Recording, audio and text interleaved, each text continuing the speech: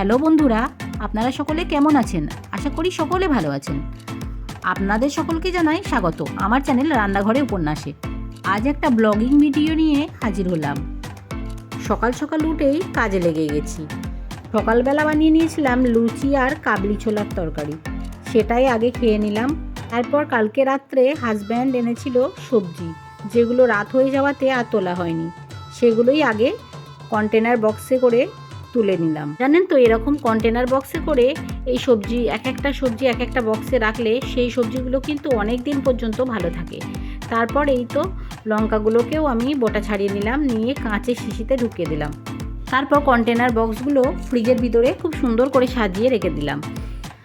আর যে সবজিগুলো কন্টেনার বক্সে রাখা যায় না, যেমন বাঁধাকপি, একটু বড় জিনিস, সেগুলো বক্সের ভিতর ভালো করে রেখে দিলাম। রেখে দিয়ে এগুলোকে বন্ধ করে দিলাম।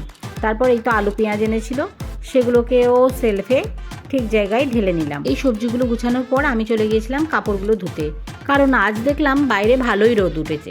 তাই আমি তাড়াতাড়ি কাপড়টাই আগে কেচে নিলাম। আমার ছোট ছেলেটার কাপড়টা কিন্তু আমাকে নিজেকেই হাতে ধুতে হয়।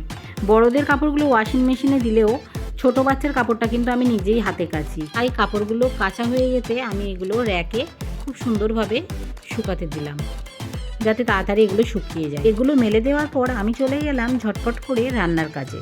আজ আমি রান্না করছিলাম ঝিঙে আলু আর পোস্তের তরকারি, তার সাথে চিকেন আলুর ঝোল।